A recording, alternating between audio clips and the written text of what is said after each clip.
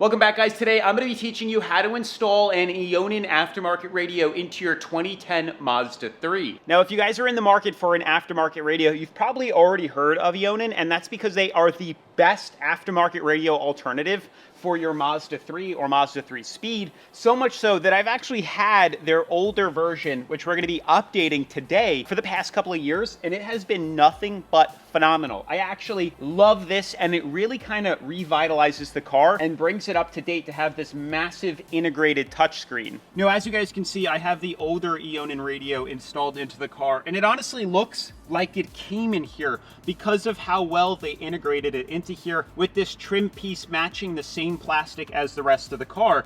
It is phenomenal. Now, Eonon was kind enough to send me their flagship model that we're going to install into the car, and you guys can pick this up with the link down in the description below. But I'm going to take out the older Eonon radio. I'm going to install the OEM original one because that's probably what most of you guys have, and I'm going to show you step by step how to install it. But first, let's see what comes in the box. So I want to give you guys a first-hand POV of what it would be like if you purchased this Eonon radio. So come along and unbox this with me. Let's see how it changes, any differences from the previous model to the new one. I guess let's start with the radio itself as we pull this out. I will say they packaged it very well. There is like no shot that this thing is going to get damaged at all. Let's take these foam pieces off, see what we got. And I can already tell that the trim looks pretty similar to the previous one. Very well packaged. They really do a good job. Let's get this out right now. I do know that they sell these aftermarket screen protectors glass on Amazon. Not from Eonon, although I'm not sure if they sell it directly here, but buttons look similar. You can see, we'll compare that in the car in a second here. It's a very straightforward plug-and-play radio. Now let's see what else comes in the box. This should be all of our wires and everything. We got a lot of stuff. It also comes with a backup camera. Now, I already have a backup camera installed, so we're not going to do that, but I will briefly show you how to do it. So we have a couple of these extras here, wiring harness. It comes with a backup camera that is fairly easy to install. I had no issues installing mine. It's pretty straightforward. We have the instructions and the user manual. And let's check out this wiring harness that we have. So we have the GPS. Oh, again, we don't need to add a GPS unless you want to use the actual radio's navigation, which I don't. Everyone has Apple CarPlay or Android Auto, so there's really no need to install this one. I have on the previous one. I took it off and it works just the same, so no need for the GPS. Same thing with the antenna. Again, no need for the antenna. Let's see what else we have. And the microphone. Again, no need to install this microphone, this aftermarket one, unless you want to. Why? Because as you guys can see, built into the radio, we have a microphone right here. So there's no reason. It works just as well, if not better. Mounting this microphone on like your window or something will pick up a lot of static and a lot of road noise. USB Apple CarPlay, if you want a wired Apple CarPlay. We have an extra fuse. We have more USBs, lots of USBs. USB 2, USB 3, just regular charging if you want. Again, not going to need that. Backup camera. So this is pretty much everything that you're going to need. It's pretty straightforward. So I guess let's go ahead and install this into the car. So just to compare, this is the old radio, and over here I have the new radio, and they are pretty much identical except for the buttons. You can see over here they replaced the home button with 4 dots on the new one. And then, you know, we have the volume has been changed. So just some buttons have been changed. And obviously the internals is a lot different and supposedly far greater. And the user face and interface is better on the new one. All right, as you guys can see, the old radio is reinstalled back into the car. Oh my gosh, what an upgrade. It's been years since we've had this in. And honestly, this new radio, it completely redoes the car, like I was saying before. It makes this car feel like a 2020, a 2024. It truly, for $200, $250, it's well worth the investment. So I'm going to show you quickly how to remove this radio now that we have it all installed. Super easy. And then I'm going to show you how to install the new Eonon radio. I know this might seem confusing, but it will all make sense in just a few moments. So really, the only things you need is a plastic trim tool. If you want to get a kit, I'll link this down in the description below, and everyone should have a Phillips head screwdriver. So using the plastic one, you kind of want to pop your AC vents out. You can go around the sides, just kind of get in there and really pull towards you. Once you get some separation, you can, there's just some plastic clips in here, and it pulls forward. And now that that's out, we can just lean this up here for the time being. Now, there's only 2 screws, crazy, to hold in this radio. You got one right here, Phillips head, unscrew that. Another one right here, unscrew this. And now you're pretty much home. So you kind of have to pull it towards you on each corner. Grab it on the side, use a little force, you're not gonna break anything, and then slowly pull towards you. And we got 3 connectors in the back. As you guys can see, we got a big one right here, a smaller white one, the gray one. So to get these clips out, there's a tab on the underside. You're probably not gonna see it, but with your finger, you push up and then wiggle, and they're gonna be tight, but you're gonna have to pull. You're gonna have to yank it, honestly. Might even, you know, bloody some knuckles, ow. And then the next one, you're gonna wanna push this tab in and then wiggle it and it comes out. And then these, there's a tab right here. Push this tab in on the side, pull out, and it's that simple. Took me 30 seconds, might take you guys a little longer, but simple enough. Now, as you guys can see, these are the 3 cables we're working with that you'll have. I have a few more things in here because of the other radio. I have this, which is my backup camera, which I'm not gonna show you in today's video how to install because it's already installed. You'll have to watch another video, but this is where you plug that in. I'll give you a quick rundown at the end of where and kind of how I did it, just to show you because I have it, but otherwise that's it. And then I have this right here, this USB, because as you can see up here, I have a dash cam. So this just runs off USB power. So I ran it around the car through the dash, popped up into here, and we're gonna use the radio for power. So that's what that's for. Now, when it comes to installing our new radio, we have this big wiring kit. Crazy, right? But let's start off with the stuff we know. It's plug and play, it's very simple. So as you guys can see, you're gonna grab this one with our audio inputs, plugs into here, clips in, easy. That's one. Remember, we have 2 more left. Okay, so here we have the bigger guy. This is gonna plug into the big one. Push it in, it's got a clip. That's how you know it's secure. And the last thing we have is gray clip. And as you can see, here's the gray. I believe this is the antenna. Or if not, it might be for the D to B or whatever it is, which pretty much, I forget the specific term, but it tells the car when it's in reverse. If you use your volume on here, it converts and basically connects to the radio and tells the radio what you're doing with the car. Plug this in.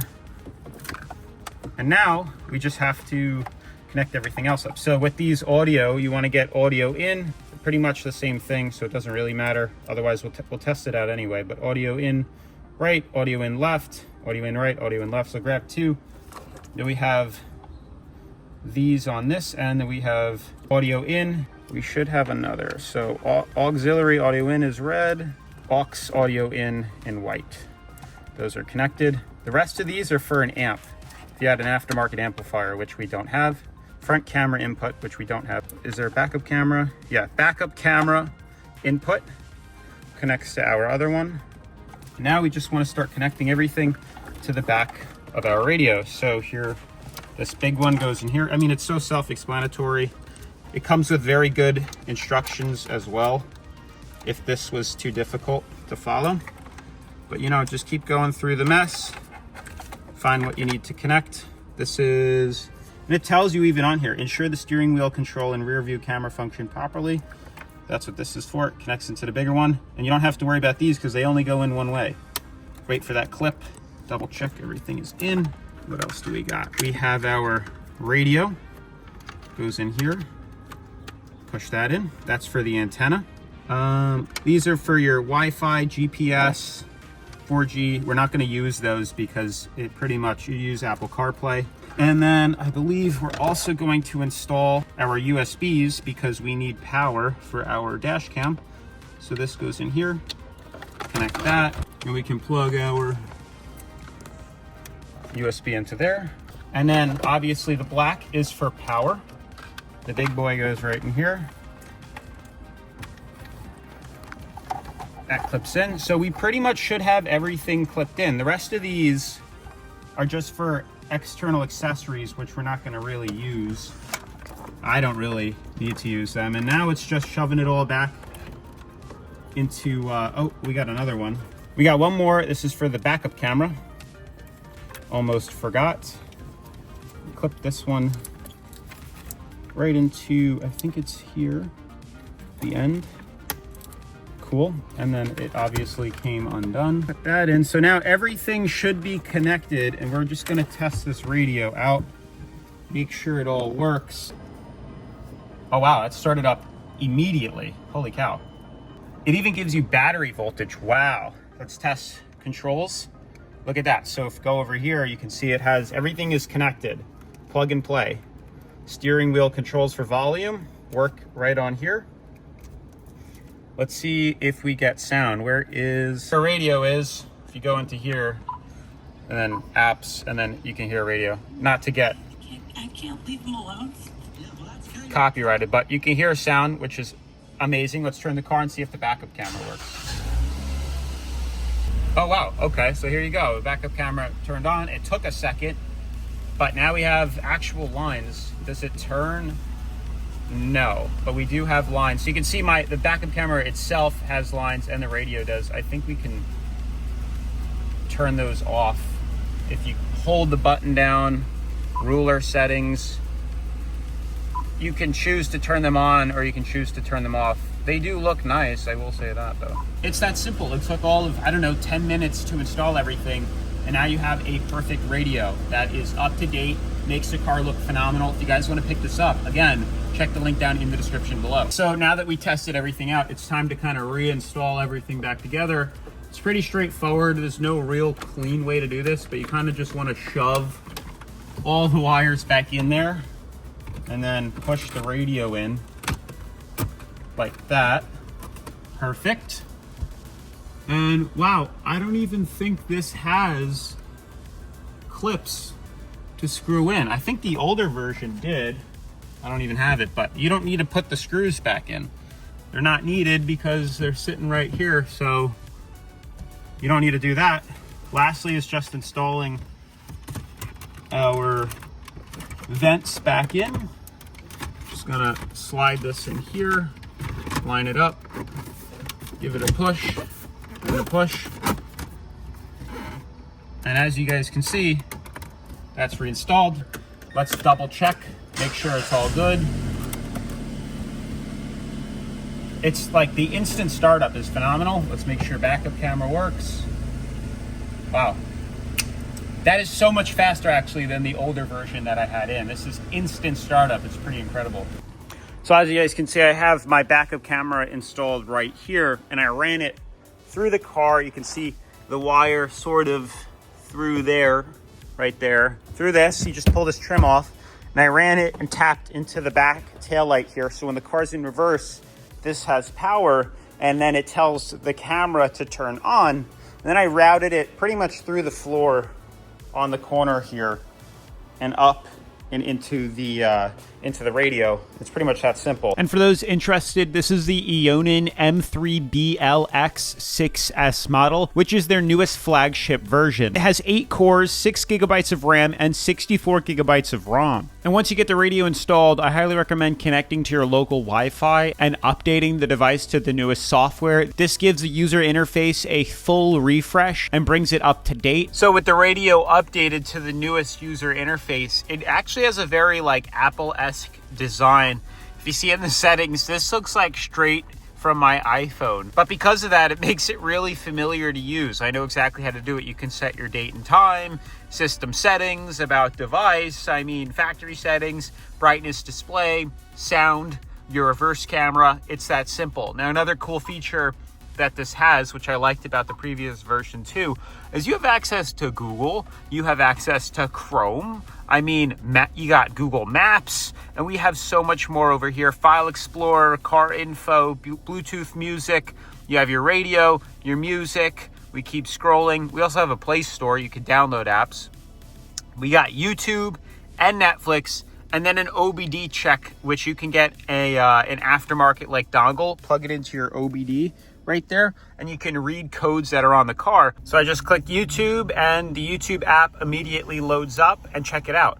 It's that simple. Check that out. We can actually watch our own videos on the screen here. Oh, and by the way, make sure to tap that subscribe button if you haven't already. Oops, I missed it. And make sure to subscribe to the channel if you like this type of content. Look at that. We have all of our videos loaded up on the screen right in our car. How cool is that? And the same thing can even be done. Hey, there's a Mazda with Netflix. Click in right here, click Netflix.